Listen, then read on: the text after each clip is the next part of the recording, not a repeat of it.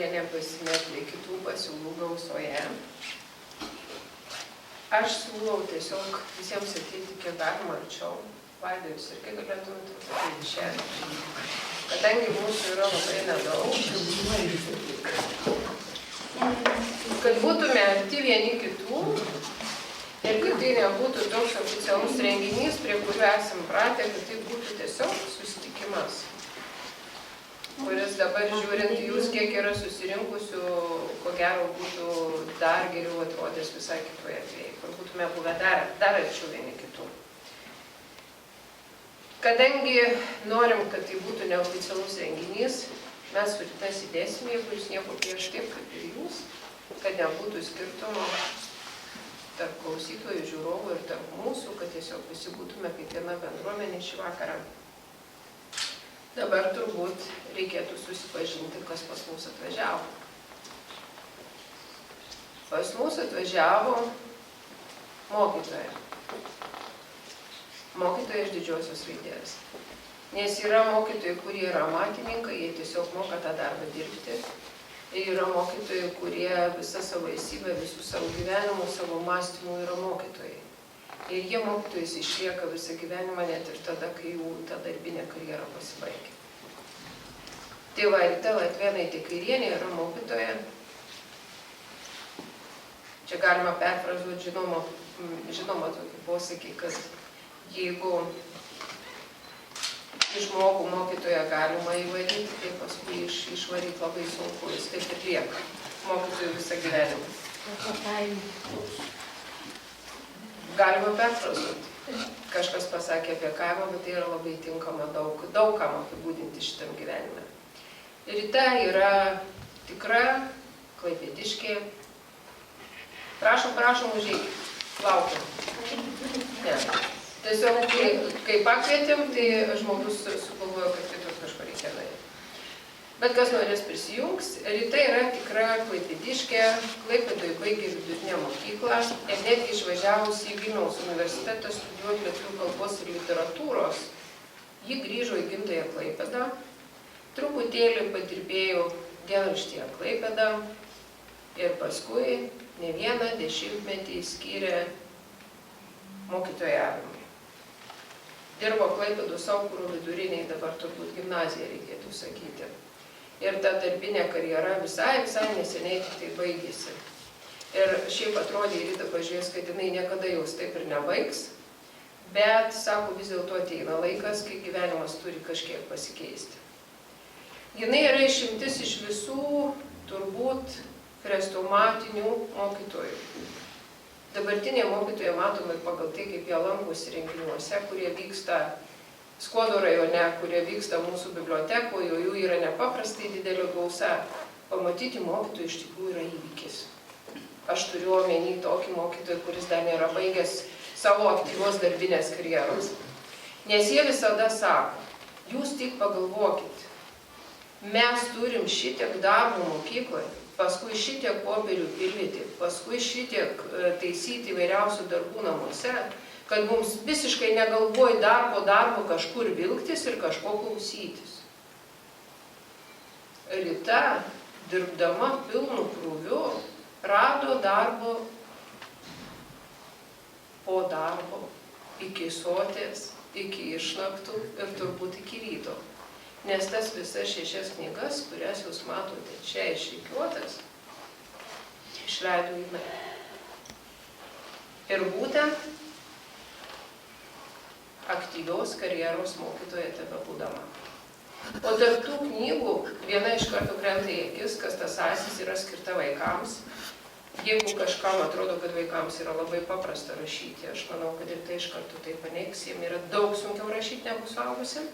Bet jeigu šita knyga iš tikrųjų yra ganėtinai plona, lyginant su kitomis, tai čia, žinokit, tarp tų knygų yra pora romanų, vienas novelių rinkinys, esė rinkinys, eilėraščių rinkinys. Eilėraščių rinkinių jinai debiutavo.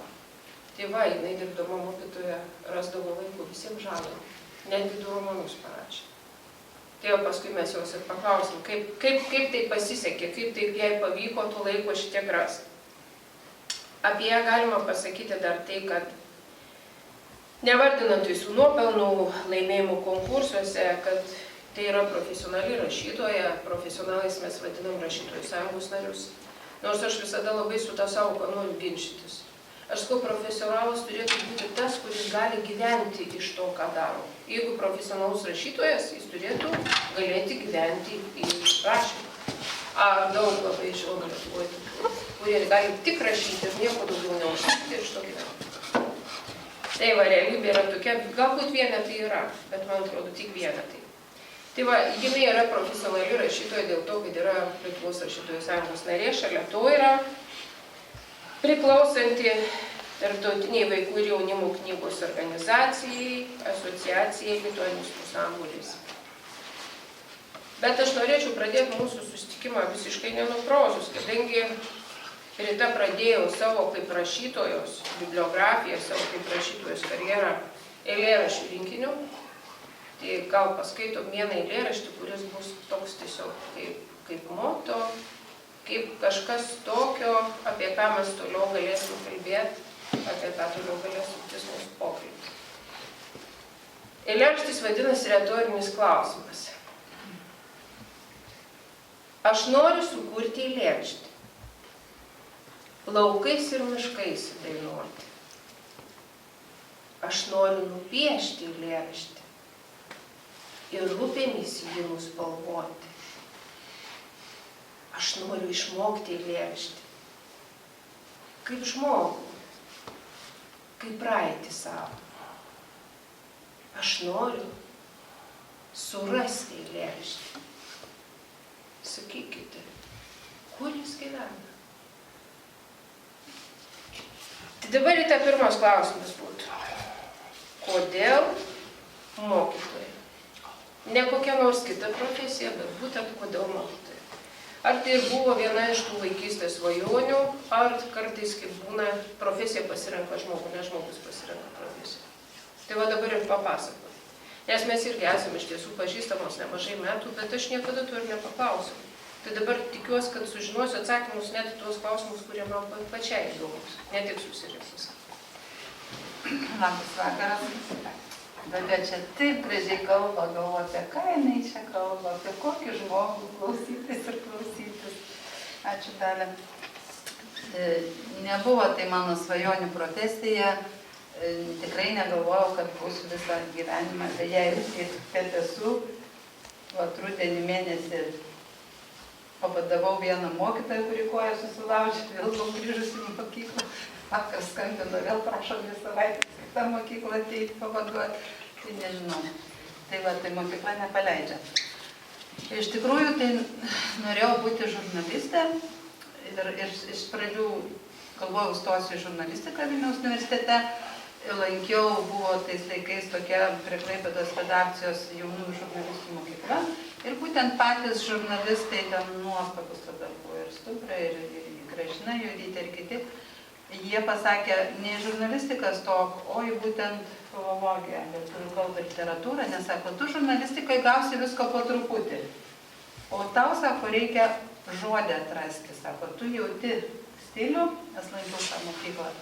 Ir kažkaip paklausiau, įstojau, grįžau, kurį laiką dirbau žurnalistė ir prasidėjo visokie tie perversmai, tuo metu Brežnevas mirė, dar visi ten mirė ir tie visokie nepatiko man tie dalykai, mane kaip jauną į visokius partinius susirinkimus pradėjo siųsti. Ir kaip tik vienoje mokykloje mokytoja išėjo auginti vaikelio ir sako, gal tu norėtum laikinai truputėlį su vaikais. Galvoju, kodėl kai ne. Tai vat, kai atėjau, tai tas laikinai tapo visą gyvenimą. Aš ten tikrai pajutau save, gal dar tiesiog toks likimas, kad labai ir visą laiką vienoje mokykloje išdirbau, nes labai šauni buvo administracija, puiki direktorė, beje, irgi baigusi Vilniaus universitetą filologiją, mes abi buvom nepedagoginius baigusi. Ir jinai leido man būti savimi. Aš išsivesdavau vaikus į laukus, pamokas irgi kurdavau taip, kaip aš sugalvodavau ir niekas nesikišo į mano veiklą. Tai yra tas man įdomu, aš daug studijavau ir skandinavų literatūros, ir jų pedagogiką, ir vaizduotės kelionės taikydavau, paskui jau ir patapau mokytoja ekspertė, ir po Lietuvą važinėjau savo, pasidalindavau savo patirtim. Ir kažkaip tai va taip pat ir likau. Man užtenka klasėje keletos akių, kurios žiba. Aš žinau, kad aš neišmokysiu visų vaikų. Ir tiesiog, ir tada tu nepanikuoji. Ir viskas yra gerai. Ir poezija, tai mokiniai mane paskatino. Aš visą laiką galvodavau, kad aš esu tik tai mokytoja. Jie prašydavo vis kažkokio eilėraščio paskaityti. Ir taip. Aš buvau tai mokykloje mokytoja. Nežinau, tiesiog toks gyvenimo būdas įdomu, vaikai labai įdomus. Pavyzdžiui, vienas iki buvo taip, kad grąžino jie man rašinius ir laiškas išlindęs kažkoks lapelis. Aš išsitraukiu ir mergaitė man rašo atsisveikinimo laišką.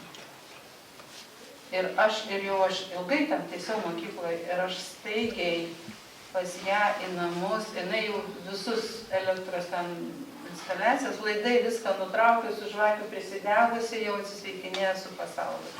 Tai visą naktį mes su ją kartu. Vėliau turėjau auklėtinį, kuris dar nebuvo gimnazija, nuo 5 aš turėjau, kuris gyvenime vaikas Kalėdų senelio nebuvo matęs ir sakė, jų nėra ir čia nesąmonė, 4 vaikai šeimoje sunkiai gyveno. Tai vyrą aprengiau Kalėdų seneliu, susakiau, kur nueiti. Jis atėjo, tos vaikučius pasveikino, išėjo, tai tas vaikas, kol tėvai nuo lango nepatraukė, žiūrėjo ištisai, atidaręs langą, Kalėdų senelis atėjo. Tikrai yra Kalėdų senelis.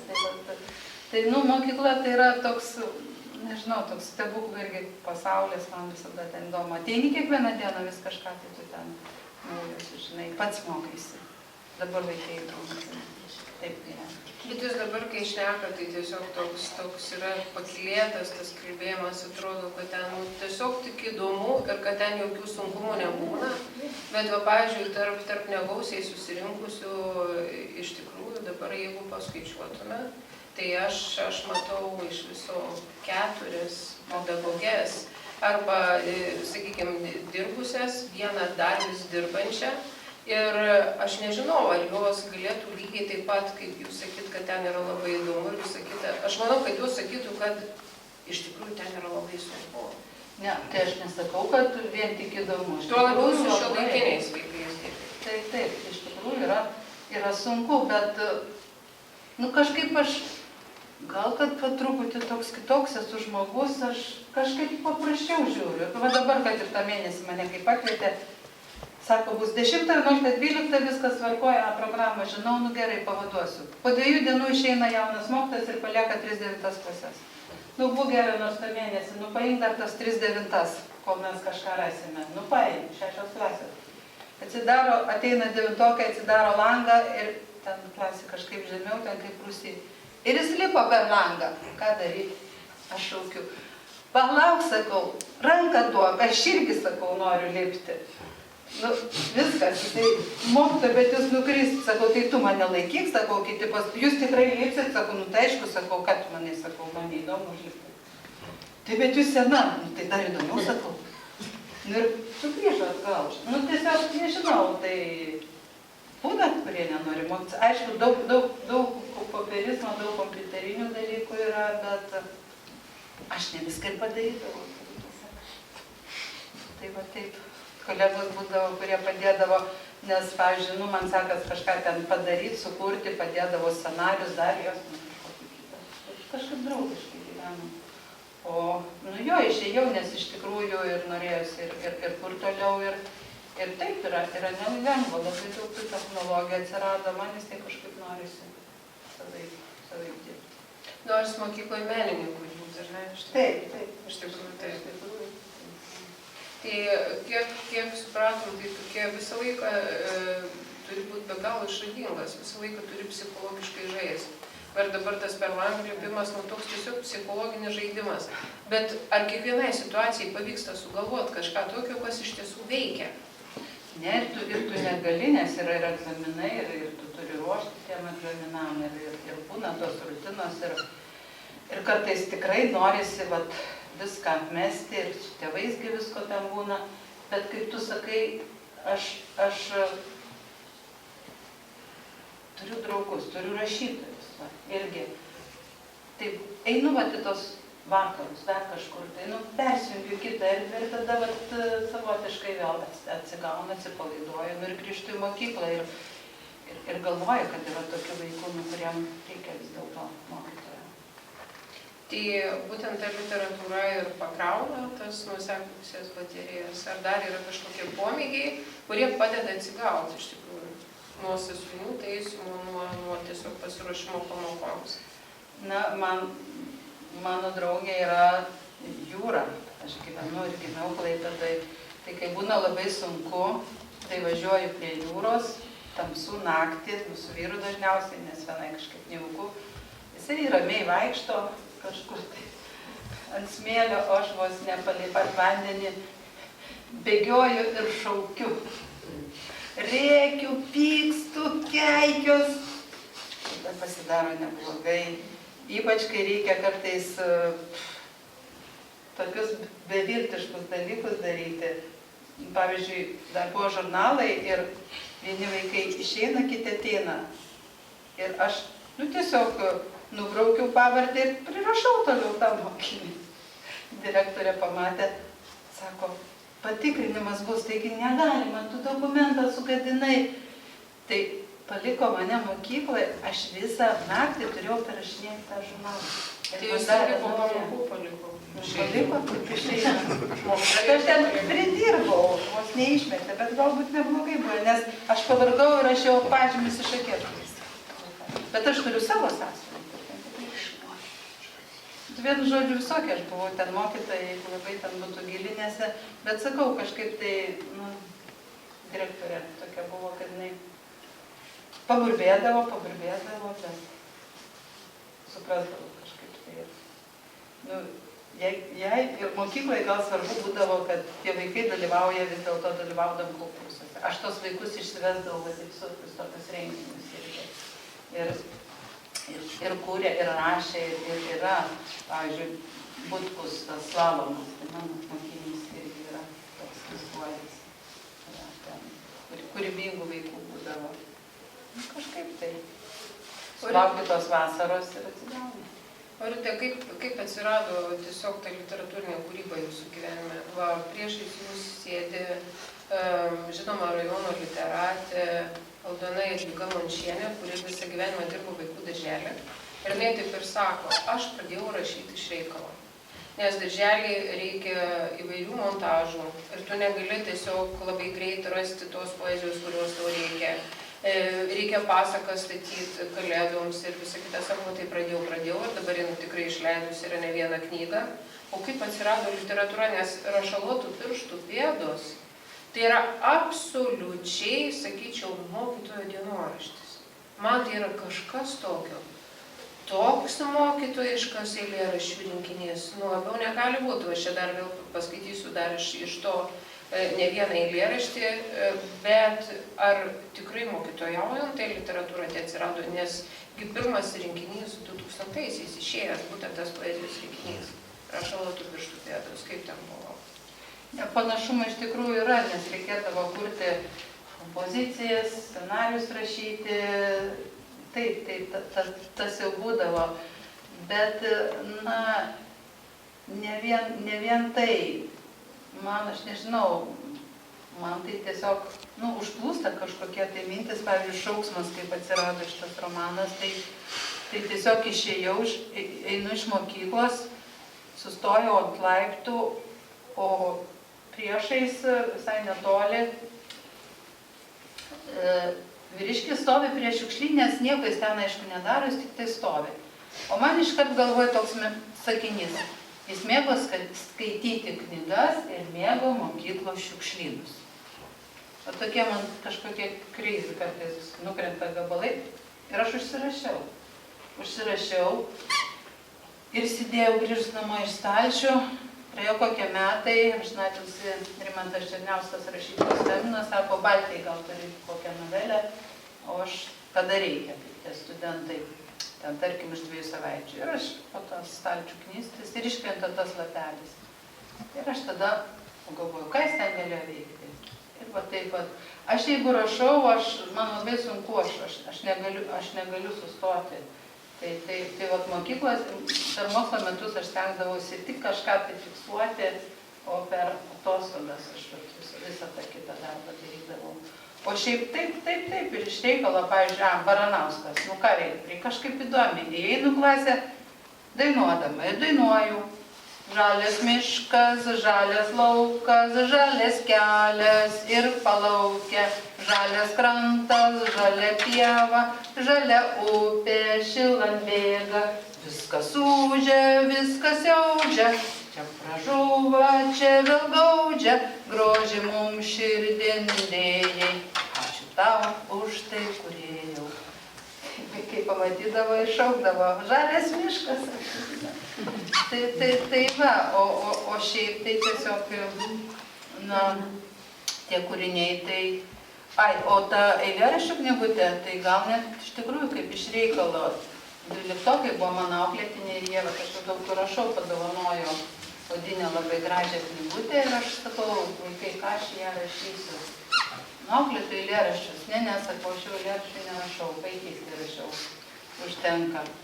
Bet kažkas tai atsitiko, užbūrė man ir aš iškeliavau su tėčiu, tada pirmą kartą į jūrą išplaukiam ir atsivėrė ir pasipylė ir tie eilėraščiai ir aš tai kaip ir dainų nekuriu, bet tada kelias, ta vienintelė buvo jiems skirta, kadangi čia yra mokytojai, tai pirmina. Tiesiog paprašau mokytojų, kad išleistų, ne tik mokiniai įsiprašo iš pamokos, būna ir mokytojas įsiprašo. Jis pas mus dabar yra žinomas kaip Gintariaus dainanešys, o mes dabar galim pratęsti. Jūs dabar kalbėjote apie dainą ir mes galim pratęsti, kokia tai buvo daina ir galim toliau tiesiog tą pačią gaidą, viskas labai tinka. Apie kokią dainą norėjau? Gerai.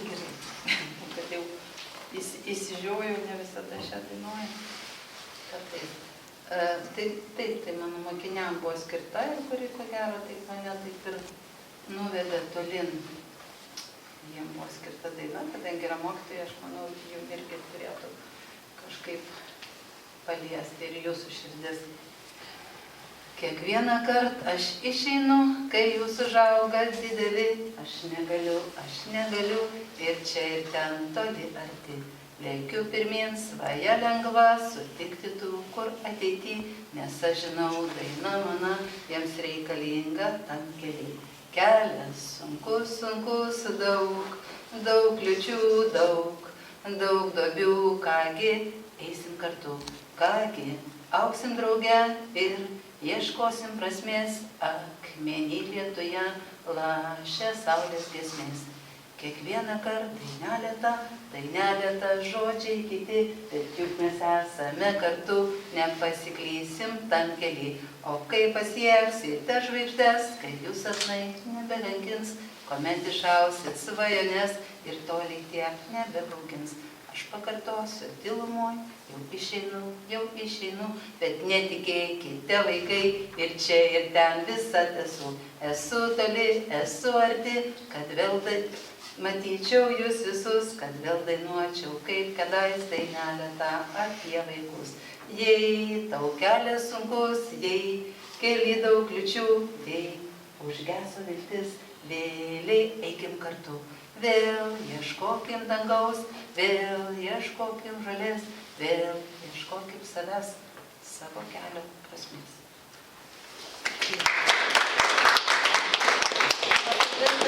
Tai eilėraščiai kažkaip pajutau. Bet jūs mokat ir groti. Tai šita daina tikriausiai turi ir tokią melodiją, kurią jūs tiesiog pritarėte savo dainuodama. Taip, aš nežinau, ar čia mano melodija, aš kažkur girdėjau, žodžiai tai tikrai mano melodija. Bet mes kalbėjom apie tai, prieš susitikimą apie Donskį ir kalbėjom būtent apie grojimą. Tai jūs grojat pianinu? Nu taip, truputėlį groju, aš muzikos mokyklos nebaigiau, bet muzika visada labai man ir klasikinė, ir operos ypač labai patinka. Ir išmokau taip. Ir vaikystėje tai labai gerai grojau. 3-4 metus tiesiog pati, paskui su mokytoja. Ir taip, ir mes vienam kieme augom su filosofu Leonidu Donskiu ir tą pačią mokyklą lankėm, jis 2 metais buvo jaunesnis, man ta pati lietuvių mokytoja dėstė, tai jisai man juokdamasis pasakodavo, kaip jis ją nukankino su Donelaičiu visokius vabalus klausinėdamas. Tai va, taisykis atėjo į svečius ir aš grojau mėnesienų sonatą, man atrodo, bet man patiko polonezas, o dar patikdavo Oginskio grodavau. Ir sakau, matai, nes jis daug ką moka, daug ką daro, sako, bet tu groti tai nemoki, žinot, kaip paaugliai. Sako, bet aš išmoksiu, sakau, ne, jau sakau, viskas čia, jau sakau, tau nėra jokių šansų. Ir mes susilažinom, kad iki vasaros per kelias mėnesius, kad jisai išmoks, pats be jokios mokytojos, be nieko. Ir iš tikrųjų, jisai išmoko groti, ir jisai vis gitara puikiai labai groja.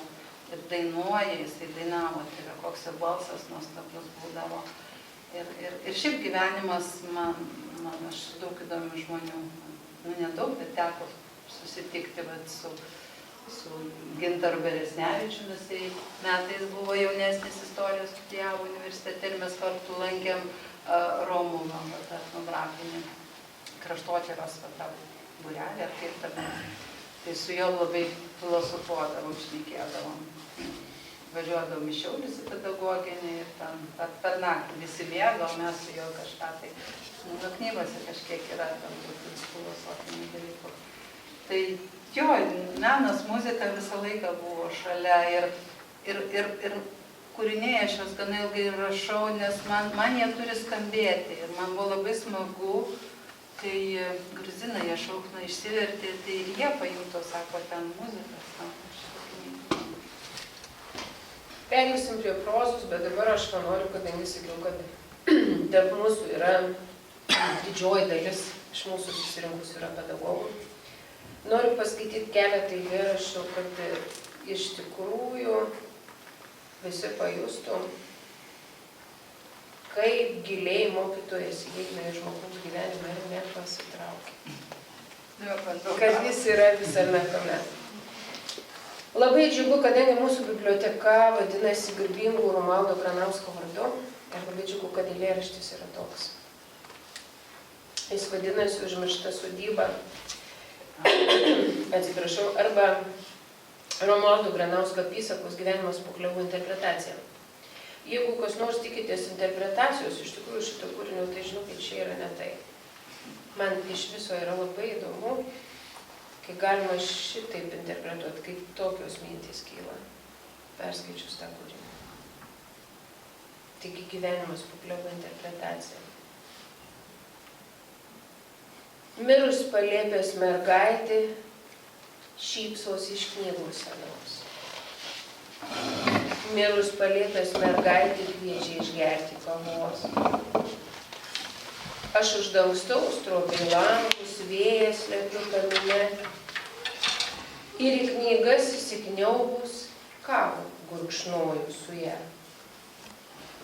O laikas upėmis teka, knygos pražyla laike. Mirus palėpės mergaitė, kur tu? Aš niekur, dėja. Kaminas liūdėsių griuvęs, nėr nei langų, nei stogų. Tik kavinukas sudužęs, kvepia kava avižų. Vaikštau po niekieno plynę, jį maskrieti jaučiu. Mirus palėpės mergaitė, aš su tavim išeinu. Labai tragiškas. Nežinau, man taip neatrodo. Neatrodo? O kur jūs išeinat su tą mergaitę? Nežinau, gal į tą pokarį, kai viskas ten buvo griaunama o aš dabar nebevėliausiu, nepasakysiu, kur aš išeinu, bet kaip? Gal kiekvienas išeina. Pačios įdomiausios yra linksniuotės. Pavyzdžiui, trečioji. Žuvi žuvies į kuršmarės įbridęs ir valtį sužvejojęs debesy ir mintimis su žuvimis sukibęs ieškos paklydusių. O penktoji tai tiesiog kažkas tokio. To labiau sugirdėjus kaip patirtas kaip. Penktoji linksniuotė. Vanduo, želmuo liemuo, duktė piemuo, paimks, priglaus, želmuo užaugs ir vėl baltuos dukters namuos, laukšys, piemuo ir vėl vanduo. Kas yra tradicinis? Kuo. Tai šitas linksniuotės lenkai išsivertė, graikai irgi jam labai originalu buvo. Varšuvoje aš atstovavau UNESCO festivalį, lietuvių poetus skaičiau. Čia turbūt skiriama visiems lietuvių kalbos ir literatūros mokytojams. Tikriausiai. Šiuolaikinio pamoka. Knygos. Gražiai iliustruotus arba ne. Apiplyšusios ar užmirštus rytojui. Salomėja, išvijau tave ir brazdžionį. Nepatinka rojus. Donelaitį užkasiau sode. Binkių vėjas sudraskiau Berlyne. Sruogą uždariau dievų narve, o bradūną žemės kapinyne. Viską sujaukiau ir sumaišiau. Kaip Šekspyras gauletų pasaulį. Knygos parašytos arba ne. O pasaulis sukasi. Kas nauja? Kimsta balsas truputėlį. O čia turbūt visiems mokytojams, ar ne? Mokytojos stalo natiurmortas. Dabar galvoju, kodėl ne mokytojo, kodėl mokytojas. Įdomu, kaip mokytojo stalas atrodė. Vyrų turiu omeny. Mokytojo stalo natiurmortas. Kava. Termosas. Pieštukas. Pieštukinė. Saldymedžių šaknis. Angisept, tabletės nuo gerklės.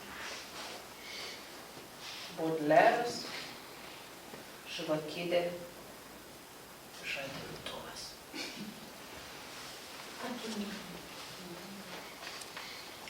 O kodėl akinių nebuvo? Va yra klausimas. Man žinokit, kad skaityti nereikia akinių. Aš ir to jau kiekvienas randa. Ir baigiant eilėraščius, pereinant prie prozos neištikimybės. Šito eilėraščio labai įdomi. Nes aš kaip prašiau iš knygos, kad tiesiog man nukopijuotų. Ir to eilėraščio aš kaip ir nebuvau pasižymėjus, bet kolegė man atnešė, sakau, bet aš šito eilėraščio kaip ir neprašiau. Jis sako, kaip, čiagi pavadinimas neištikimybė, tai čia yra labai svarbu. Aš pagalvoju turbūt. Ir iš tiesų galbūt ir reikėtų šitą eilėraštį perskaityti, gal bus paskutinis iš mano skaitimų, nes ir balsas nelabai tiesiog beleidžia tai daryti kažkodėl. Šitas eilėraštis skiriasi nuo tų, kuriuos skaičiau, nes jūs rašot ne tik laikydamas į griežtos ritmikos, bet rašot ir verliuk, vadinamosiom baltosiom eilėm. Ir būtent neištikimybė ir yra toks eilėraštis. Tik aš dėl vieno žodžio, kaip lituanistė, man buvo labai įdomu, kodėl kas gina dangaus skliautą, negena į neištikimybės pievas. Čia korektūros klaida, ar taip? Taip turi būti. Įdomu. Bet matysit, kad pagal prasme kaip ir labai kitas žodis, tiesiog peršasi kitas balsis. Neištikimybė. Kas gina dangaus skliautai neištikimybės pievas? Mano sapnai, svajonių ritmas, tuštybė? Ne. Akys. Alkano akys laiko po nušienautą pievą. Ieško dangaus. Čia, jo, tai va čia tie, kur tiesiog iš dangaus. Aš matau, kaip negena būtent, o gina vis tik tą ištikimybę, tą dangaus skliautą. Labai, iš tikrųjų labai įdomi šito žodžio reikšmė būtent tame kontekste. Tai mes dabar sustojom prie paties pirmojo, bet iš tikrųjų gal kiekvieno rašytojo gyvenime labai yra svarbu ta pirmoji knyga, ar ne? Jinai yra labai daug ir labai daug duodanti. Bet dabar yra pasiruošusios paskaityti po ištraukėlę, kad susirinkusiai susidarytų vaizdą, kaip atrodo jūsų proza. Nors tą vaizdą susidaryti jiems bus be galo sunku, nes kai perskaitys knygas, visas kitas knygas ir prieis prie knygų Žalia varia, tai tiesiog galima net nustebti, galima pagalvoti, kad tai yra kito autoriaus kūryba visiškai. Tai yra poetinis romanas apie mažąją Lietuvą, poetinis romanas. Jau vien tai skamba labai. Yra poetinė proza, bet paprastai būna tokie trumpesni kūriniai, poetinė būtent proza rašomi. O dabar pasiklausykim labai gerai žinomos skaitovės, gimnazistės Skuodo Pranciškaus Žakeikio gimnazijos mokinės, kuri dalyvauja skaitovų konkursuose ir juose iš tiesų labai gerai pasirodo. Bet to tai yra ir dainininkės karjerą pradėjusi daryti ir labai sėkmingai vokalistės karjerą daranti Monika Dargytė, kuri paskaitys ištrauką iš labai įdomaus pavadinimo knygos. Ir koks tas pavadinimas, Monika, primena? Civilizuotos mintis apie karvę. O kodėl turėtų būti necivilizuotos, kaip pagalvoji, nes jeigu žmogus mąsto, ar ne, tai civilizacija civilizuotas. Ką Monika yra pasirinkusi? Tai buvo galbūt per daug variantų man, kad pasirinkti. Ir visgi akis labiau lindo ant ilgesnių, bet šį kartą trumpesnį pasirinkau. Tai kai termometras rodo 20 laipsnių šalčio arba langas. Ji dirbo mokyklos valgykloje. Jei vaikai skrandžių nesuvalgydavo, gražiai apipjaustydavo. Švarūs, dar apžiūrėdavo. Skanūs, mokykloje paragaudavo, nešdavo namo. Tomui, sūnui. Tomas buvo gabus, stropus ir atsakingas. Toks, koks turi būti pirmos klasės gimnazistas. Didžiavosi juo. Jis visada ją užjausdavo. Taip, kaip kažkada amžinatilsį jo tėvas. Vėlai pasipiršęs, vėlai sūnų padovanojęs ir anksti išėjęs. Sūnus po pamokų skubėdavo namo. Stovėdavo virtuvėje prie lango ir laukdavo. Išvydusi siluetą lange, paspartindavo žingsnį. Pravėrusi duris nušvisdavo. Ketindavo paklausti, kaip sekėsi, tačiau tik ištardavo. Alkanas, eikš, sklindžiai šiandien skanus. Ir žiūrėdavo, kaip jis valgydamas tankiai mirksi, kartais čepsi. Norėdavo paklausti, tačiau kažkodėl imdavo skūstis. Valgyklos vedėja pyko. Vaikai lyg žvėriukai kaupdami puola prie lėkščių. Stumdosi, vagia porcijas. Neimk į galvą, atsiliepdavo sūnus ir paglostydavo jai ranką. Bet dažniau užsidarydavo kambaryje ir mokydavosi. Ji netrukdydavo, sėdėdavo virtuvėje prie lango, tyliai. Iš 5. aukšto stebėdavo gyvenimą, tyliai. Iki vakarienės, iki labanakt, iki kitos dienos mokykloje. Tąkart viskas klostėsi panašiai. Vaikai stumdėsi, vedėja pyko, per tokį šaltį turėtų tupėti namuose. Bet ne. O jos sūnus motina jautė. Kosėdamas, karščiuodamas, stovėjo prie lango ir laukė. Gal šiandien liks mėsos? Matavo akimis stalus. Tačiau kotletai su bulvių košė bei grietinės padažu buvo gardūs. Vaikai šveitė, išsijuosė. O aš jį tūžau. Čiupo vežimėlį su 5 porcijomis ir nustūmė į salės kampą. Į skrandį, į rankinę, į skrandį, į rankinę. Pamatė. Vedėja pamatė. Ja, rankinę. Seniai įtarė. Paėmė vežimėlį. Nieko nesakė. Bet jie suprato. Suprato ir tai, kad kito darbo nebegaus. Vis tiek džiaugiasi. Pavyko. 2 kotletus nugriebti pavyko. Jau. Langas. Bet durys. Virtuvė. Sūnus. Ne. Raštelis. Valgyti nenoriu. Nelauk. Pravėrė langą. Įkvėpė. Išdrįso. Lėtai įėjo į kambarį. Lėtai prie sūnaus stalo. Lėtai prie lentynos. Prie matematikos vadovėlio apžiūrėjo mergaitės nuotrauką. Prie lietuvių kalbos vadovėlio pabėjo spalvoto popieriaus skiautės. Ugnė. Paėmė rašiklį, baltą popieriaus lapą. Sūnau, grįžęs uždaryk langą. Lauke -20. Aš netekau darbo, nesušau.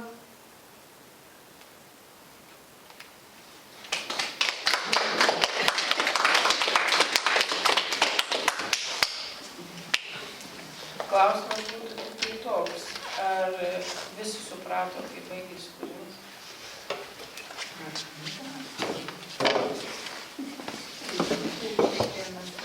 Bet čia pagal faktą sukūriau. Iš tikrųjų, atleidom tą darbuotoją. Man kažkaip tas įspūdis, aš tai galvojau, ar pasigilinau, kodėl jinai vogdavo tas porcijas. Jinai turėjo ne vieną vaiką, keletą, pati viena jos augino. Nežinau, kaip ten baigėsi, bet jinai nebedirbau mokykloje, tai va, man tokios asociacijos. Ten yra dar kita dalis, kaip jisai ateina pas tą mergaitę, ten kitokia mama. Net keista, kad šiais laikais, ar ne, visai net atrodo, kad tokių jau nėra, tokių žmonių, kuriems reikėtų iš bufeto neštis visų vanį. Kažkaip... Tokių yra nepaprastai daug. Tokių yra nepaprastai daug. Čia, sakyčiau, vėlgi mes kiekvienas turbūt gyvenam tokiam savo, per karantiną buvo populiaru, sakyti, ar ne, burbulę. Mes kiekvienas turbūt gyvenam savo burbulę ir bendraujam galbūt su tam tikros, čia nenoriu tiesiog to termino vartoti, bet socialinės klasės žmonėmis ir mes labai daug ko nematom. O iš tikrųjų yra žmonių gyvenančių kraupiai. Iš tiesų taip yra. Bet mes tiesiog gyvenam pernelyg turbūt gerai ir neapsikraunam, kaip jaunimas sako, neapsikraunam, nesukim galvos. Ir dėl to mes jau nebesaksim. Tai va, dabar paskaitėm eilėraščių iš jūsų kol kas vienintelės eilėraščių knygos, nors aš girdžiu, skaitant per poezijos pavasarius tikrai daug naujos kūrybos, turiu omeny eilėraščius. Paskaitėm iš novelių rinkinio Civilizuotos mintys apie karvę. Ir yra 2 romanai, Žaliavarė, poetinis romanas ir Šauksmas, yra Kastasasis knyga vaikams, nepaprastai gera iš tikrųjų. Ir dabar esė knyga, Nesuvalgytos atostogų Šveicarijoje. Kas paskatino ją parašyti? Pasiklausysim netrukus ištraukos, bet kas paskatino ją parašyti? Šita knyga, tikrai kaip ir neturėjo jos būti ir paskatino tai, kad mano dukra gyvena Šveicarijoje, jinai gydytoja yra ir aš vykau, ten porą mėnesių buvau, jinai dar tada buvo rezidentė ir ištisai jinai ligoniniai, o aš pati viena ir iš tikrųjų rašiau, kurią aš čia knygą rašiau, net nebežinau, kažką kitą, bet taip atsitiko, kad tiesiog kaip dienoraštį pradėjau rašyti, visai kita šalis, kitas mentalitetas, kitos tradicijos. O pati pradžia buvo tokia, kad dukra man davė 100 frankų, sako, mama, čia tau savaitė, tu kažką nusipirk. O aš galvoju, aš dar gal pataupysiu, jeigu man kas savaitę duos po 100 frankų, kiek daug pinigų čia. Nuėjau parduotuvę, tarsi abrikosai sudėti. Ir ten, kaip centais, tarsi parašytos tos kainos, galvoju, ką čia sako, kad čia brangu. Prisikroviau maišelį, tai jau prie kasos ta kasininkė baksnuoja man tos vaisius, nesuprantu kodėl. Kai išmušė kainą, tai man taip viskas aišku pasidarė. Ten vienetai tiek kainuoja, nuėjau prie fontano, valgau tos vaisius, vandenį geriu iš fontano ir galvoju, kokie skanus vaisiai, kaip viskas skanu ir brangu. Ir pradėjau taip rašyti ir lyginti. Ir Lietuva ir Šveicarija lygiai grečiai čia eina. Šiaip tai yra tokia, gana, sakyčiau, lengva knyga, jinai yra ir linksma vietomis. Ir dabar apie eilėraščius irgi galvoju, bet daug kas tiesiog prašo, spaudžia, kad antrąsyk išleisti, nes labai skaito ją, tokia laisvalaikio knyga, savaitgalio atostogų, tokia smagi. Yra čia ir mano vaikystė, ir sovietmetis, kažkiek autobiografinė. Tai taip jinai ir gimė iš šitą. Tai prie tos knygos pereisim. Monika, o ta knyga, iš kurios ištrauką dabar skaitai, Civilizuotos mintys apie karą, lengvai skaitosi. Tai tavo literatūra ar ne tavo? Galbūt, kad esu įpratusi prie šiek tiek kitokios literatūros, tai iš pačio viršelius tikėjaus kitokio turinio. Linksmo. Labiau. O įpratus prie kokios literatūros? Dabar turiu pasiemti programinę knygą, Šagrinį sodą. Supratau. Tai kol mokykla vis dar tęsiasi, tai tenka skaityti programinės, o šiaip tai viskas užkliūna žaidės. Tu tikėjai, kad Civilizuotos mintys apie kaimą bus kas nors atsipalaidavimo, tokia labai šelmiška, labai linksma. Taip. Ir šiaip mano knygų viršeliai, kaip kažkas sako, provokuojantis gana, šauksmas irgi atrodo vienaip, o ten viduje ten nėra taip linksma. Tai va, iš tų nesuvalgytojų atostogų Šveicarijoje irgi paskaitys ištrauką labai žinomas žmogus, Skuodo rajono kultūros centro Žemaičių teatro artistė, Posėdžių seniūnijos seniūnė Regina Ramanauskienė. Ir aš būtent norėjau, kad iš tos knygos skaitytų jinai, tai žinot kodėl? Tai nes jos sūnus gyvena taip pat užsienyje, jinai pas jį nuvažiuoja. Ir aš pagalvojau, kad turėtų būti kažkokios bendros tos patirtis. Ir dabar jos ir paklauskim, kaip jai ta knyga. Ar jin rado kažką tokio, kas būtų iš tikrųjų iš tų patirčių bendra tarp jos pačios ir tarp Ritos. Nes užsienio šalis viskas kitaip. Mano kaip sūnus vienas. Timis, nes mes labai artimai bendraujam. Jie atvažiuoja, pusseserė konkrečiai atvažiuoja metuose bent po kelis kartus, nes su diaspora turi reikalų. Ir ta knyga tikrai buvo artima. Ir labai panašiai su man pirmą kartą nuvyko į Norvegiją. Tai su tom parduotuvėm, iš tikrųjų su tom kainom, tai buvo kažkas irgi. Kaip dalyti, vakar paskambino, man įdavus tą knygą, sako, perskaitys. Už vakar jo įdavė, bet vakar skambino, klausė, kaip ta knyga. Sak, tau lengva ta knyga, tokia labai greitai skaitos ir taip toliau. Knyga linksma, kaip autorė sako, bet nelengva. Iš tikrųjų, dėl to, kad ją skaitant, kaip paprastai ją nepasimam knygą ir skaitom. Arba priguli dar ir pasimi tą knygą ir skaitai, verti lapus, tikrai iš tikrųjų greitai skaitus. O šitą knygą skaityti greitai neišeina, tiesiog jai reikia intonacijos, kad suprasti, ką nori pasakyti. Tai va čia ir nebuvo ta lengva knyga, bet įdomi. Ačiū. Tai jeigu galima. Prašau.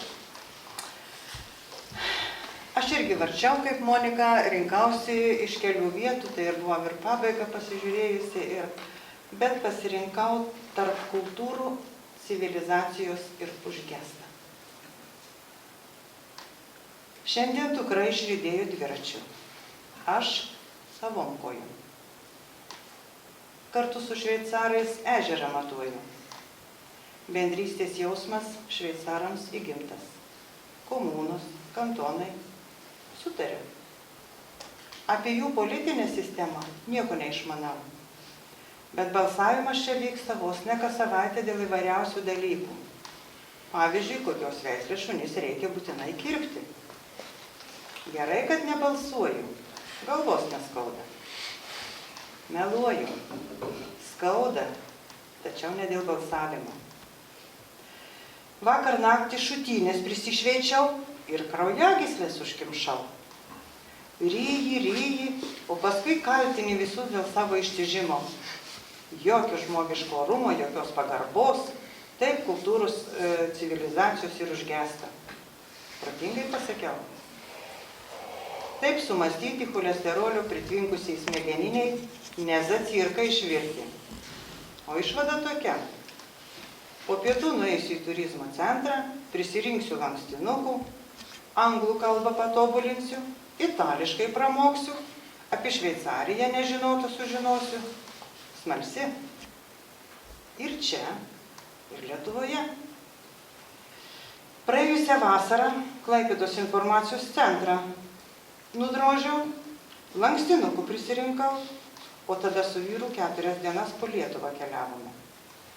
Piliakalniais apjuostas Nemuno pakrantės filmavome, Pagėgiuose XXL cepelinus skirtome, Pirštonom, Perliniuose vandenyse burbuliavome, Druskininko sniego areną šukavome, Merkinės miškuose voveraitę skaičiavome, Kernavėje požeminio kelio į Trakus ir Vilnių ieškojome. Aukštaitijos nacionalinėme parke ant Ladakalnio užkopome. Baltijos gintariukų deivei Ladai dovanų palikome. Stripeikių kaimo senovinėme bitininkystės muziejuje medumi vaišinomės. Molėtų astronomijos observatorijoje galaktikas tyrinėjome. O kai nosį užrietėme, į Obuolių salą. Per klonus, kalvas, per miškus. Žaižaruojančių tiltų. Visa sala vienos obelis. Kvepia, svaigina, naktis. Rytą iš rojaus neskubėjome. Valtimi salą apiplaukėme, pakrantės išbraidėme, laukinius salos sodus ištyrinėjome. Tada į Latviją pasukome, rūmų ir pilių. Apžiūrėjome. Baltijos Versalį, 18 amžiaus baroko stiliaus Rundalis dvaro rūmus, Auksinę salę ir hercogienės apartamentus. Nufilmavome. Slapta. Už filmavimą reikia mokėti. Mano vaikystėje tokių dalykų nebūdavo. Ir vyras vaikystėje Kolūkio kultūros namų salėje dykai koncertus bei filmų žiūrėdavom. Kolūkio autobusas dykai į Kauno zoologijos sodą kaimo vaikus veždavo. Sykį net į atrakcionų parką. Ant sūpuoklių. Tėvai pinigų bambonkiams davė. Dar turėjo susitaupęs. Už visus ledų nusipirko. Į sūpuoklių raketą įlipo. Sūpuoklio šviesos greičių skrieja. Ne tik minulį. Vidurius pasiekia. Šauk nešaukęs, žliump nežliumpęs. Sūpuoklės į minulį skrieja. Po 10 minučių sugrįžo, kaip priklauso. Ilgai ledų nelaižė. O skristi ir dabar bijo. Tik neprisipažįsta. Tačiau vilos maiše nepaslėpsi. Duria skaudžiau nei rožių spygliai. Tų nelietėme, stebėjome iš tolo.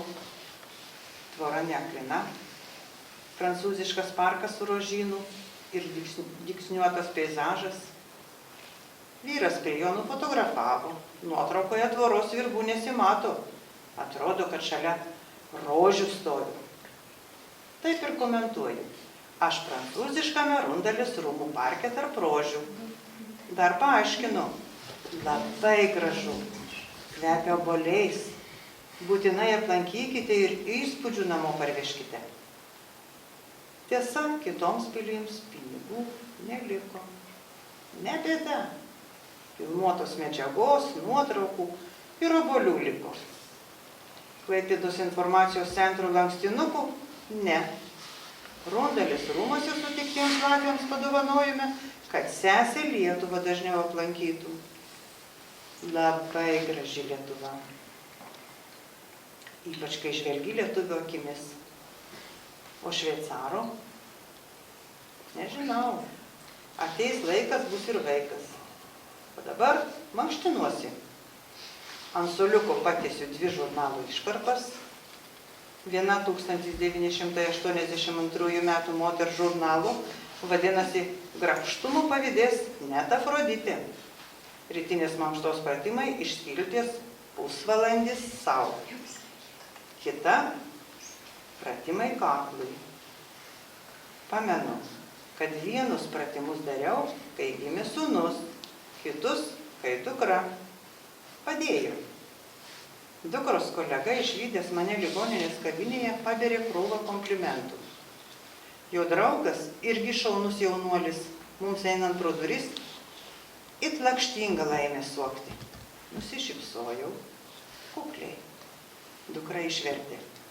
Dėkoja, kad gražią dukrą pagimdėjai. Galėjo ir neversti. Ji mano kopija.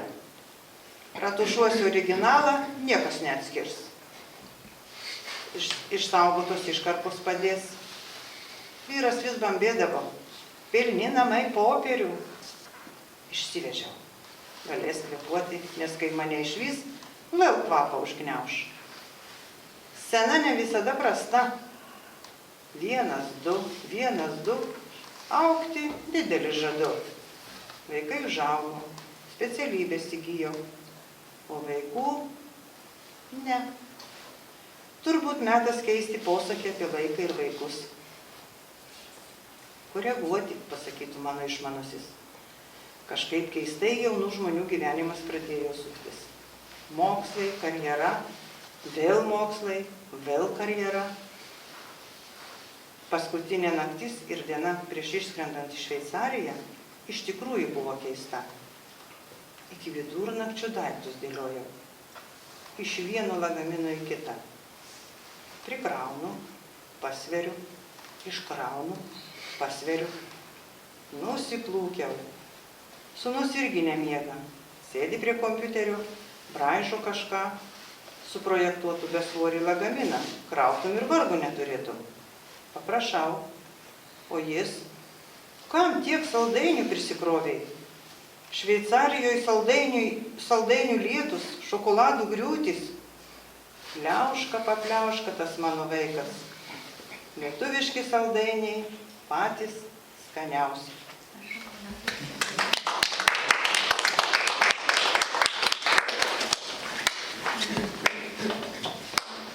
O kaip dabar vis tiek tie 2 romanai, novelių rinkinys, esė knyga, o kaip atsirado iš tų romanų vienas poetinis romanas? Kaip iš vis šovė į galvą toks nepaprastai sunkus dalykas, nes kaip jūs pati atsakėt, kad jūs antrą kartą tiesiog tokio kūrinio niekaip neparašytumėt. Nes irgi paprašysim tokios nedidelės ištraukėlės iš to kūrinio, kadangi aš manau, kad susirinkusiai turės ko paklausti, galbūt norės padiskutuoti, ir paprašysim, kad jūs pati nedidelę ištraukėlę paskaitytumėt. Bet kodėl poetinis romanas? Aš kai rašau, aš negalvoju, poetinis ar ne poetinis, tiesiog kaip išėjo istorija įdomi iš tikrųjų šito romano. Pradžia, mitologija visą laiką domėjausi, ypač tos mažosios Lietuvos, nes visiškai daug dalykų yra tokių, kurių didžioji Lietuvoje nėra, ir dvasregiai, pavyzdžiui, tik šitam krašte buvo tikima, kad vaikas gimė žaliai ketvirtadienį, krikštytas sekmadienį, jisai neša nepalaidotų mirusių vėlės ant kaklo ir į kapinės, bet ir yra karkliai, tos Skenduolių kapinės, ir ta Žaliavare, Žalvario vartai, tai yra tas vėlinių toksai žaidimas laidotuvių, vienintelis mažoje Lietuvoje, Latvijai, beje, jie labai rašė tą dainą. Yra jisai labai toks pranašiškas. Čia žaltys ant viršelio, kuris keliauja iš mažosios Lietuvos į Siciliją, po to grįžta per Šveicariją atgal. Ir veiksmas nuo 16 amžiaus iki 21 vyksta. Galbūt todėl, kad iš tikrųjų aš te galvojau rašyti apie 18 amžiaus mokyklą. Man labai buvo įdomu. 18 amžiaus švietimo epocha ir Prūsija pirmoji valstybė Europoje, kuri įveda privalomą pradinį mokymąsi vaikam nuo 7-14 metų. Ir mokslas nemokamas, labai daug mokyklų yra statoma pradinių. Aišku, kaip ir dabar trūksta mokytojų, bet jiem leidžiama ir net ir smuklės laikyti, įvairiais amatais užsiimti. Ir kažkaip tai nuo tos mokyklos aš vis keliavau ir nukeliavau vis tolyn. Ir kaip jau sakau, man kūrinys turi skambėti. Ir rašiau aš gana ilgai, jau taip intensyviau, taip paskutinius 2 metus, iš tikrųjų, aš čia rašau 24, bet išleista 24 gruodžio mėnesį, praktiškai metai šitam kūriniui su trupučiu. Ir 4 metus panašiai rašiau, o medžiagą rinkau, nežinau, visą gyvenimą, tos knygos buvo rašomas, bet į tarpus vis domėjausi ir istorija, ir mitais.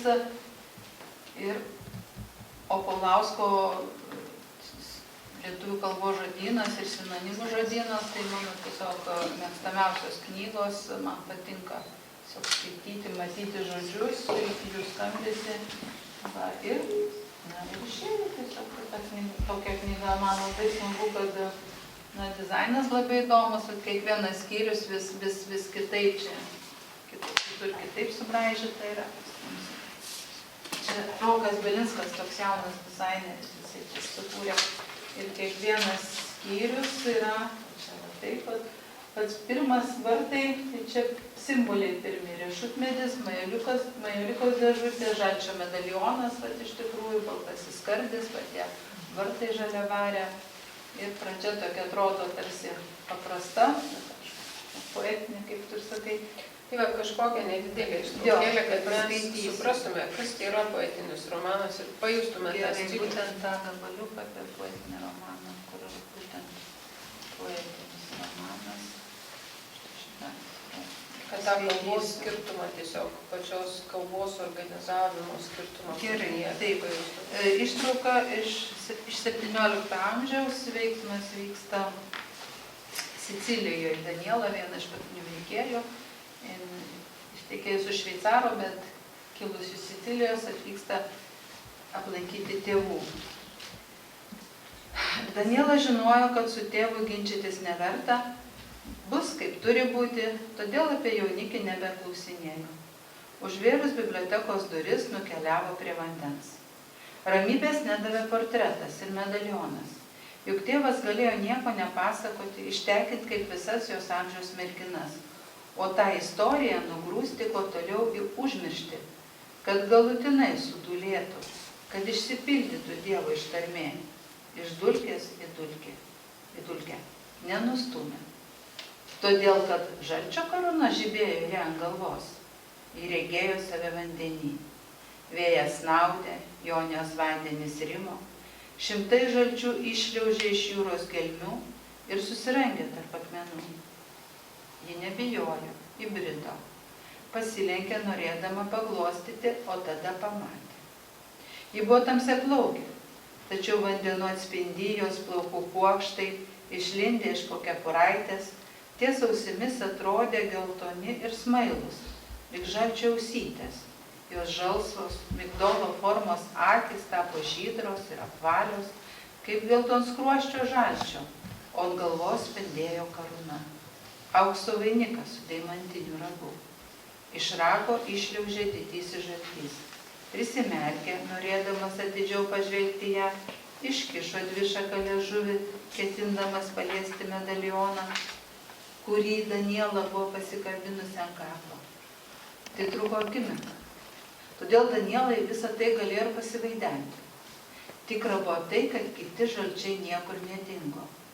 Lėtai slinko prie 100 žirgų kaštainio, lėtai korėsi ant medžio šakų, lėtai kėlė galvas ir greitai visi vienu metu pasisuko į šiaurės pusę. Ji irgi pasisuko į šiaurę. Apeninų kalnynas, toliau Alpės, toliau. Ką nori pasakyti tie ropliai atkeliavę iš kito pasaulio krašto? Plykst, dangus aptemo, ėmė žaibuoti.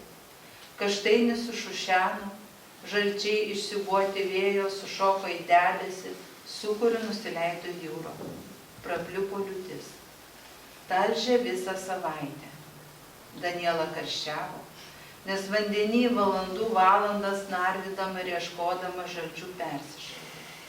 Nepavydėjau, karūną nuskandinau, jie lingavo ant apatinių šakų, žalčiai, ir žiūrėjo į šiaurę, paskui pakilo, kilo, pavirto debesimi, lietumi, tekšt, krito, vanduo, o tada ant lapo, ant samanų, ant šiltų akmenų, mažyčiai kiaušinėliai, žvinuoti riešutų nameliai. Kur jie šilti jaukus riešutų nameliai? Kodėl nepririnkai riešutų? Ką aš auginsiu anoj pasaulio pusėje? Kokie žalčiai, kokia karūna, kokie riešutai? Tėvų nerimas begalinis, maldos vaistai ir palengvėjimo atodusis Danielai pramerkus akis ir dešiniąją palietus ant kaklo kabantį kryželį.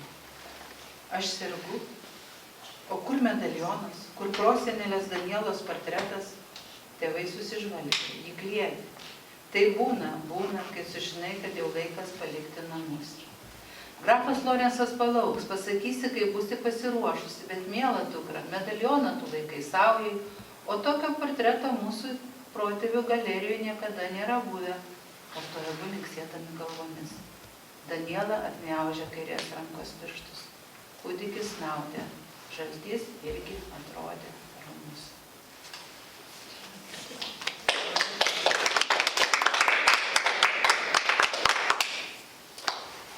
Gal dabar leiskim klausti susirinkusiam, nes aš tikrai manau, kad jie turės ko paklausti, to labiau, kad sakau, mes čia esam tiesiog vos ne kaip viena šeima, nes didžioji auditorijos dalis pedagogai arba dar matot, Monika ir mokiniai yra. Tai aš dabar čia tokį, kaip kokį klausimą Monikai. Monika, norėtum turėti tokį mokytoją? Tokia visai nemokytojiška šiaip. Tai manau, kad tokie mokytojai ir yra įdomus savo tokiu nemokytojiškumu, gal net. Tai norėtum turėti? Tai norėčiau. Taip, o tokia mokinė turėti irgi yra Dievo dovana. Protingai išmintinga, nes klausiu, bet dėlis jau. Tik klauskit, tiesiog taip sėdim kaip Bet kiekvieną ką, bendruomenį ir bet kokį klausimą be jokių. Tiesiog pasakyti, čia sėdi, bet poetika, nežinai. Aš ne poetė, ne? Aš sakau, kažkokia mistika, nieko nesuprantu. O jinai sako, o man patinka, aš viską suprantu. Vat ką reiškia. Apie kokį kūrinį čia jūs kalbėjote? Apie šitą. Ai, apie paskutinį. Žodžius. Įdomu būtų Tai mane vartas visas. Biblioteka šitą knygą turi, tikrai visi, kurie norės, galės perskaityti, kurie dar nėra skaitę. Čia yra aiškių vietų, tiesiog prašė poetinę, tai aš paskaičiau. Yra tokių, ypač kur 21 amžius, tai tam kaip. O aš kažkaip galvoju, kad apie mažąją lietuvą. Taip bus ir apie mažąją lietuvą. Taip, nemažai ten apie mažąją lietuvą. Šitą jums aš. Jos jau dalyjasi, kokias jūsų knygas ims. Šaunu yra. Norėčiau ją perskaityti. Tikrai įdomu. Čia buvo toksai noras pareikštas, o klausimų.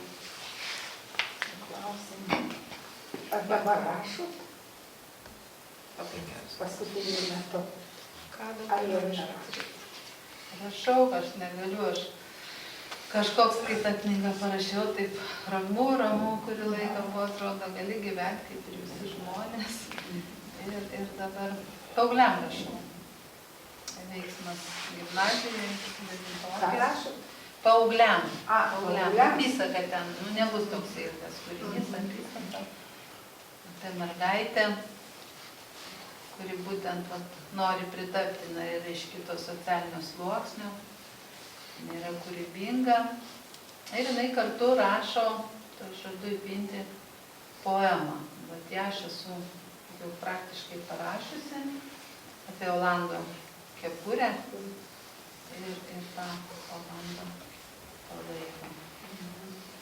Netiesa, kad kepurės gyvena toli, kad jos pasakas seka Olandų šaly, su šakšiniu klajoja kanalais siaurais ir malūnuose slepiasi ankstyvais rytais, o išplaukusios jūron tyč baugina žvejus, ožkas plekšnės išgaudo paskandina laivus, po to grimsta į gelmę, vilės metų metus, baltas didžiulių vėjas, baltą būrę atpūs. Jau neatsimenu. Va, ir jinai tokia kitokia, ta mergaitė, ir jai sunku pritapti, tai va, prašau tada paaugliam. Ten proza yra, bet irgi aišku, turbūt bus poetinė. Bet viena knyga tokia buvo apie kitokį. Va, aš irgi labai siūliau perskaityti tiems, kurie turi tikrai nedidelių vaikų. Tai kas tas Asis? Tai čia vėlgi knyga apie tai, kad svarbiausia ne koks tu esi išoriškai, bet koks tu esi viduj, ką tu gali. Nes knyga yra, pašiukas yra neįgalus. Ir jis yra visa ko šis, dėl to ir Asis. Nes Asis reiškia šis. Aš šis prūsų, taip ilgai vardą galvojau, taip visas veiksmas apie jį sukasi. Ir šitą knygą galim skaityti ir kaip lengvai, kaip ir nuotykių knygą. Galima skaityti ir kaip Mažosios Lietuvos enciklopedijas, nes jeigu augalai, tai tik tai to krašto, jeigu žuvis, tai tik to krašto irgi. Ir galima žiūrėti kaip ir filosofinį kūrinį, nes tas Asis yra rašytojo paliktas žvejams. Nes kai pradėjau rašyti, tai tiksliau pirmiau pamačiau tokią viziją prie Nidos.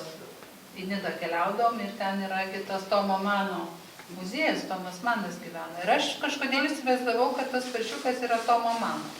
Ir jisai susižeidžia kojytės, rašytojas nemoka jokio ten nei vežimėlio jam pagaminti. Ir jis palieka žvejams, pasakęs, kad jie tavim pasirūpins, jie iš tikrųjų rūpinasi. Ir tas Asis vis kartais sapnuoja, kad jis turi užlipti ant didžiosios kopos, bet rašytojas jam neleidžia. Kodėl ir kur šis dingo tas rašytojas? Jisai to niekaip negali sužinoti. Tai kartu ir eina tokie paprasti nuotykiai, ten į varlę įsimylė, riterį vaidina. Ir kartu vis jisai galvoja, kad kaip jam užlipti ant tos kopos ir ką tas sapnas reiškia. Ir kažkokią tai gintarinę dėžutę jam padovanojo tas rašytojas. O kur jinai dingo? Kas tai gintariniai dėžutės, kaip toks net ir detektyvas mažas. Jūs domitės Mažąją Lietuvą, o apie tuos krikštus ar domėjotės kryžius tuos Mažosios Lietuvos? Taip, bet šį kartą čia jie nėra šitoj knygoje. Taip, aš žinau. Bet ten irgi įdomu. Labutytė, ypač jos pieštai. Taip. Dailė ir Mažosios Lietuvos. Ir Nido, ir Juodkrantė, jie yra, čia yra apie Ir vadina įdomu, krikštais vadina tos kryžius. Mažoje Lietuvoje. Ką? Taip. O kaip tos idėjos gimsta, knygai, iš kur jūs idėjos prašot? Ne visos yra pagal natūraliai kažkaip. Taip, net aš nežinau, čia Dievo duota turbūt taip, nes kiti gali, jie rašo, yra gyvenimas, bet ir rašo, bet tada labai, sakyčiau, nesunku. Man vyras dažnai sako, nu tu negali kaip visi žmonės rašyti. Tada gerai būtų popsas, gal daug skaitytojų, kam tu taip sudėtingai, sluoksnis ant sluoksnio čia yra, bet svarbiausia galai sukabina. Nu, negaliu, bet tiesiog ateina mintis, pavyzdžiui, ta knyga, kur bus apie paauglius ir tą poemą, nu tiesiog su šunim vaikščioju ir staiga tas sakinys, va, netiesa, kad kepurės gyvena toli. Aš tai galvoju, kokios kepurės, kas čia yra. Ir va taip užsikabini, kažkokie vaizdai atsiranda ir pradedi rašyti. Taip. Dabar pas jūs daugiau man, kaip girdim jūs, gvildenama pagal darbą, paaugliai, taip toliau mokiniai, o nėra poezijos, kad jūs, pavyzdžiui, savo išgyvenimus, kažkokius sunkumus rašytumėte. Ne, tai yra poezija visokia, ne vien apie mokyklą. Aha, ir vakar sukūriau, užsakė. Užsakiau? Sakyk, pačią naujausią. Tai vaikščiau ir yra, ir va, jeigu galiu net pasakyti savo vieną tokią, nežinau, erotinius eilėraštis, vienas paskaityti. Jaunystės mūsų laikų meilė. O kartais vėjas sudrumsčia ramybę ir lietuje pakvimpa tavimi. O kartais baltas su raudona susilieja ir tavo kūnas tampa ugnimi. Tuomet ir vasara prisimena pavasarį ir žibuokles ir pienės tavo delnuose. O vėjas seka geismo pasaką, bučiuoja, siaučia, šėlsta maniera. Tu mėgini pavyti vėją ir pavasarį, išmaudyti mane mėnulio atminty, iš laimės šokinėju per balas, kaip pasaka, ir nejaučiu, kad vasara šiurena pilnatį. Nebemastau, nebeklausau, esu tavoji vasara. Kvėpiu lietum ir vėjų, medumi. Išdykęs laikas juokiasi, spalvota pasaka, o tu šypsaisi, o aš džiaugiuosi, o aš dainuoti. Čia?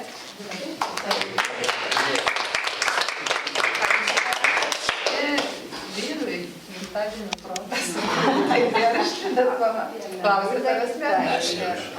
Nes manau, kad tinka čia visiems. Tai va, tai taip, kad, rašau daryti, tai girdėjau kitokius aš eilėraščius, ne vieną. O tai dabar, kadangi vis tiek priėjom prie tų kažkokių užsakymų, jo kaip ir nebuvo. Aš kaip ir nesakiau, kad specialiai rašyti, bet sakiau iš tų pačių naujausių. Tai aš irgi čia juokauju, tai pasiklausykim gal tų naujausių. Kad jau perėjom prie poezijos skaitimų, tai va, kad tikrai aš skaičiau tuos, kurie apie mokyklą tik. Tai jūs dabar paskaitykit tų, kur ne tik apie mokyklą. Tai jūs ne tik mokytojas, šalia to dar ir moteris.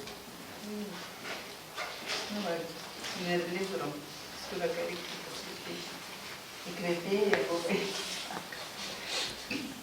Kai pametu ką nors, parašau eilėraštį.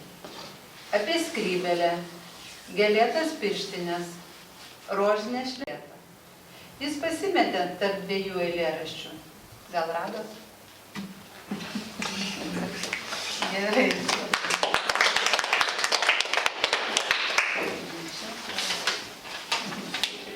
Čia dar net ranka rašyti. Tai čia tas pats naujausias. Pats. Nes taip prasideda. Nes Dalytė parašė, reikia visiškai naujų eilėraščių. Taip ir pradėjau, taip ir užsikabinu. Visiškai naujas eilėraštis, dar neparašytas. Į sniegą krenta raidės, dar nesuskaitytos. Dar stirnos neišmoko pavasario atrasti. Vilkai kadrilį šoka, ką aš galiu prarasti? Ta balta purų sniega lygi gilaus dangaus, pusnynos zuikio miega, ar pupa lyg dangaus. Užlipsiu, gal atrasiu eilėraščio gaidas ir jums padovanosiu. Sodinkime raides į žemę ir į lietų, į atmintį žmogaus, tegu jos tyliai auga, kaip pupos lyg dangus.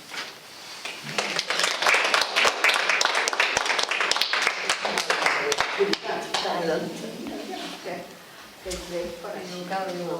Taip, aš galvoju, ar būtų dar klausimų, ar Aš turiu vieną klausimą. Dar. Jūsų va ta raiška tokia netradicinė ir turi sekti. Bet galvoju, tai gal jūs turite netradicinių kažkokių asmeninių švenčių? Na, pavyzdžiui, viena iš mano netradicinių tai paskutinė lapų šventė. O kokios jūsų šventės? Provokuojantis klausimas. Gal yra, pavyzdžiui, pirmojo lapo šventė, nebeturi paskutinio lapo. Arba gal turit pirmosios snaigės. Pirmosios snaigės. Nežinau, tiesiog. Tai eilėraščio arba knygos šventė.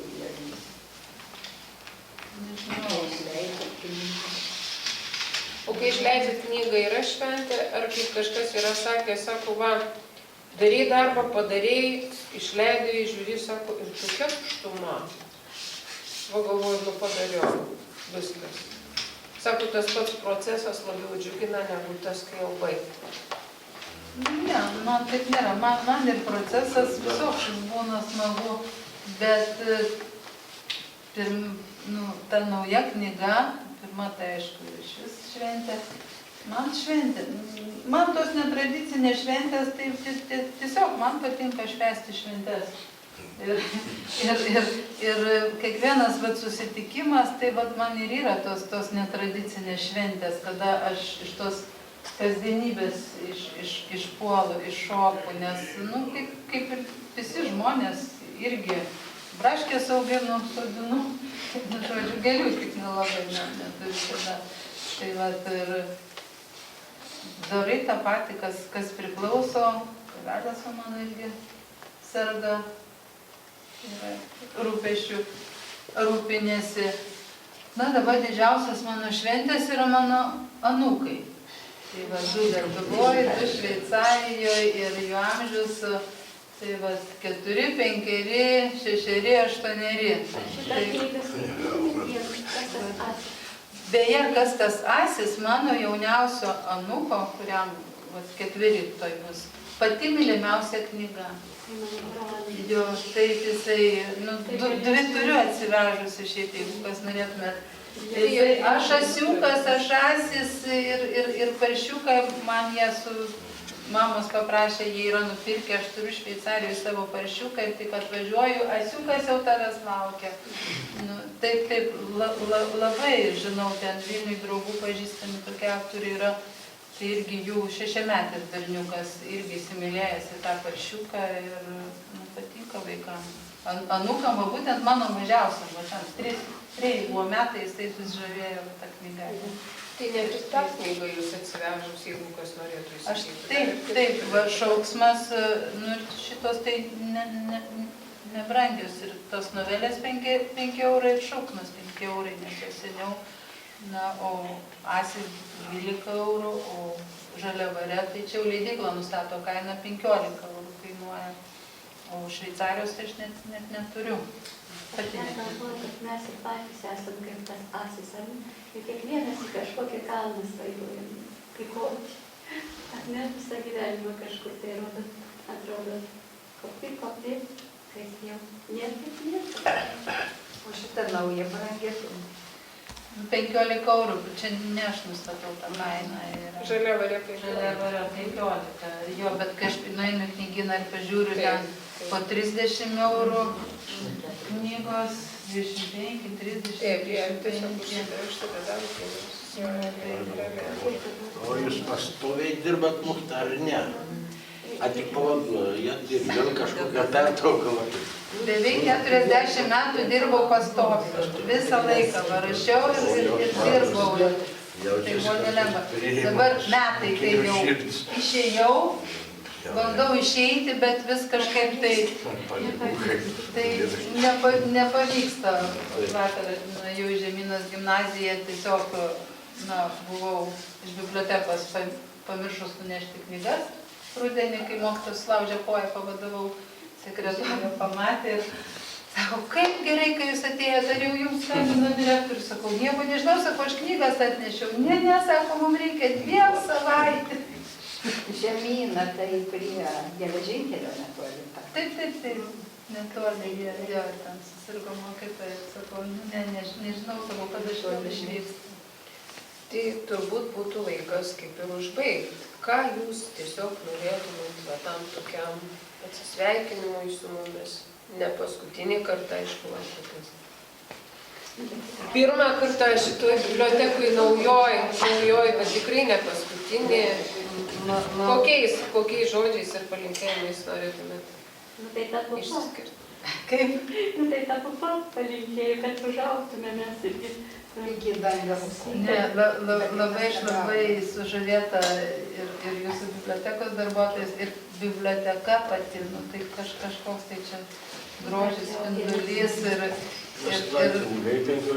neužmirškit, lankykitės tikrai, kas bebūtų aplinkui yra, to juodumo daug, ir mano Žalio Vario yra tamsių dalykų, bet man labai smagu, kad kai kritikai skaito, jie sako, tarp tos tamsos, sako, šita knyga yra šviesa, nes čia yra to tokios tikrai šviesos nešimo, to tikėjimo per tos visus baisius karus, per laikmečius. Tai va, tos mūsų šviesos ir tos kantrybės viskam. Ir va, mokiniam ypač užbaigti viską iki galo. Va, pradedi ir užbaigti turi. Tai va, ačiū, kad atėjote. Ir noriu padėkoti ir mokiniam, ir nemokiniam, ir brandžiam skaitovam. Ačiū. Ačiū labai. Ir be jokios abejonės.